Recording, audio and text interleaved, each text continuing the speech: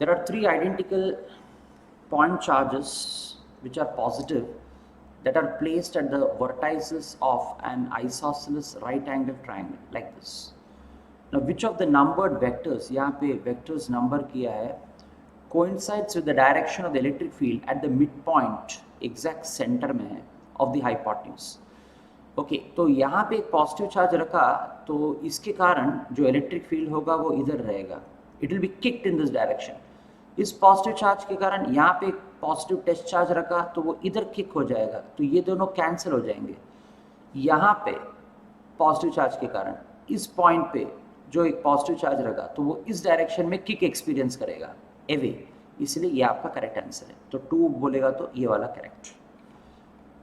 20 cathode rays जो travel कर रहे हैं ईस्ट टू वेस्ट, ये कैथोड रेस इस डायरेक्शन में ट्रैवल कर रहे हैं. कैथोड का मतलब है नेगेटिवली चार्ज्ड, क्योंकि हम यहाँ पे इलेक्ट्रोस्टैटिक सीख रहे हैं तो चार्ज के टर्म्स में हम बता रहे हैं. And they enter into a region of electric field that is directed from north to south.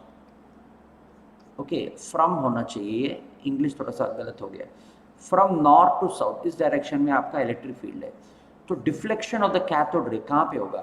अगर नेगेटिवली चार्ज पार्टिकल है तो इलेक्ट्रिक फील्ड के ऑपोजिट डायरेक्शन में वो फोर्स एक्सपीरियंस करता है, और अगर पॉजिटिव चार्ज है तो इलेक्ट्रिक फील्ड के डायरेक्शन में एक्सपीरियंस करेगा. तो देयरफॉर ये कौन से डायरेक्शन में? ऊपर, opposite to the direction of electric field, north direction में एक्सपीरियंस करेगा, इसलिए डी आपका आंसर है. 21 what is the wrong statement about electric lines of force? वो कहाँ से ओरिजिनेट करते हैं? Positive charge. कहाँ पे टर्मिनेट करते हैं? Negative charge. करेक्ट है ना? बिकॉज आप डाइपोल का भी अगर आप ड्रॉ करोगे तो डाइपोल का इसी तरह से electric field lines of force आता है, तो that is correct. This statement is correct, तो ये रॉन्ग नहीं है.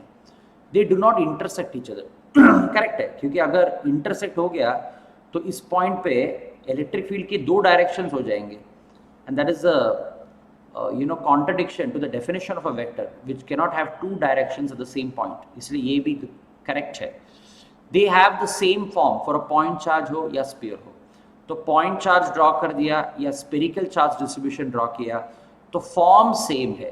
ये इस तरह से यहाँ पे फॉर्म होगा, और यहाँ पे भी अगर spherical charge distribution है तो यही सेम फॉर्म होता है, तो ये भी करेक्ट स्टेटमेंट है. they have physical existence. Electric field lines of force जो है वो इमेजिनरी होता है. इमेजिनरी इन द सेंस वो लाइन आपको दिखाई नहीं देता, उसका सिर्फ इफेक्ट दिखाई देता है. तो लाइन ऑफ फोर्स इमेजिनरी है, इसलिए they don't have any, they have physical existence जो लिखा है वो गलत स्टेटमेंट है. They are imaginary lines. Effect true है बट लाइन्स इमेजिनरी है, therefore they don't have any physical existence. Okay 22 a given charge situated at a certain distance from an electric dipole, तो let us say this is minus q, this is plus q, ये dipole हो गया. on the end on position, यहाँ पे end on position में certain charge दिया है, given charge, and ये experience करता है एक force F. ओके जो भी डिस्टेंस है वो यहाँ से मेजर होता है, इसको बोलोगे d. अगर इस डिस्टेंस को अगर आपने डबल कर दिया तो ये फोर्स क्या होगा? ओके तो इलेक्ट्रिक फील्ड का फॉर्मूला जो एंड ऑन पोजीशन का होता है that is 2p divided by 4 pi epsilon naught r cube, where p is called as the electric dipole moment. और आप जानते हैं कि electric field is defined as force per unit test charge. तो E के जगह पे I can put here F, that is original value of F divided by Q, that is equal to 2 times P, तो P रहेगा 4 pi epsilon naught r cube. ये first equation है. Second equation में f dash, और ये तो change नहीं होने वाला है, ये भी चेंज नहीं होगा, बट जो चेंज होगा वो है ये वाला. r क्यूब के जगह पे 2r लेना पड़ेगा, 2r the whole cube, 8r cube हो जाएगा.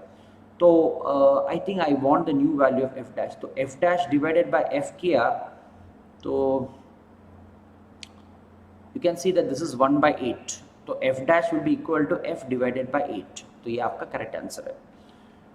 23 an electric dipole consists of two opposite charges separated by a distance of 3 centimeter and it's placed in an electric field whose value is 2 into 10 raised to 5 Newton per coulomb. What is the maximum torque experienced? Torque को हम लिखते हैं electric dipole movement और electric field का cross product. अगर इस dipole को rotate कर दिया तो वो टॉर्क एक्सपीरियंस करेगा और वो ऑसिलेट करेगा. तो टॉर्क का मैक्सिमम वैल्यू जो होगा that will be when this sin theta is 1. तो इसको अगर 1 डालोगे तो p का मतलब होता है 2q into l. 2l इनके बीच का जो डिस्टेंस होता है वो है, तो that is 3 centimetre.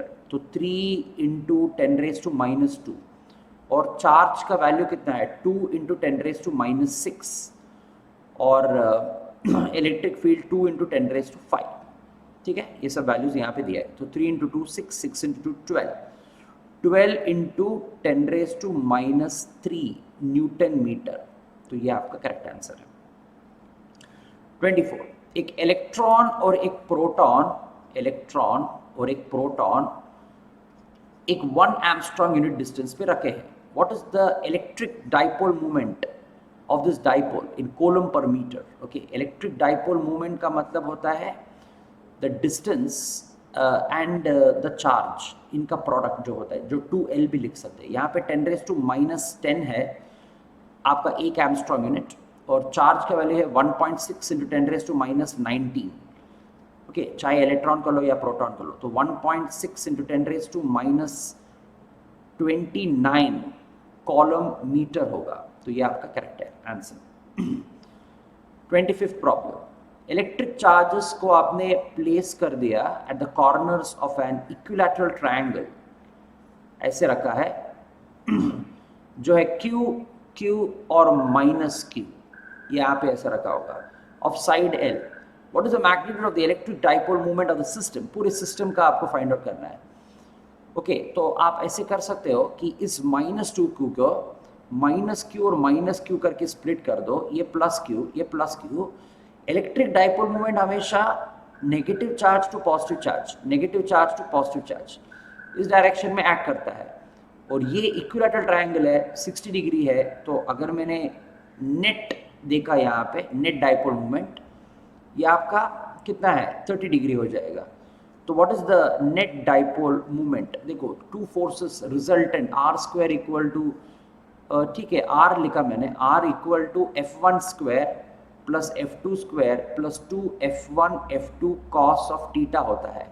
That is अगर ये दोनों इक्वल है, क्योंकि ये सिमेट्रिकल है इसलिए मैंने f1 और f2 को f² और f² लिया है. दैट इज 2f² और f², तो f² कॉमन लेते हुए 2 को कॉमन लेते हुए, 2f² को कॉमन लेते हुए मैं लिखूंगा ये वाला. देखो ये ऐसा है 2f² plus 2f² cos theta, ये ऐसा होगा. 2f² को कॉमन लेते हुए 1 प्लस cos थीटा. तो 1 प्लस cos थीटा को आप लिखते हैं 2 cos² theta by 2. That is equal to 2f cos of theta by 2. ये ऐसा होता है where theta is angle between f1 and f2. तो ये 60 डिग्री है, उसका हाफ 30 डिग्री है. तो देखो यहाँ पे जो नेट डाइपोल मूवमेंट होगा पूरे सिस्टम का, ये होगा 2 times p into cos of 30 degree. अभी ये p के टर्म्स में नहीं लिखना है, q के टर्म्स में लिखना है. तो q into l and cos of 30 होता है √3/2. तो ये कैंसिल होके √3 QL आ जाता है. तो ये आपका करेक्ट आंसर है. 26 वाला. The electric field due to an electric dipole at a distance r at an axial position is E. Axial position में अगर E है तो हम लोग लिखते हैं 2p डिवाइडेड बाय 4πε0 r³. ये एक्शियल पोजीशन पे हो गया, एक्शियल. अगर आपने इसको 90 डिग्री से रोटेट कर दिया तो सेम पॉइंट पे इलेक्ट्रिक फील्ड कितना होगा? तो ये हो जाएगा इक्वेटोरियल, क्योंकि अगर आपने उसको रोटेट कर दिया तो वो इक्वेटोरियल हो जाएगा.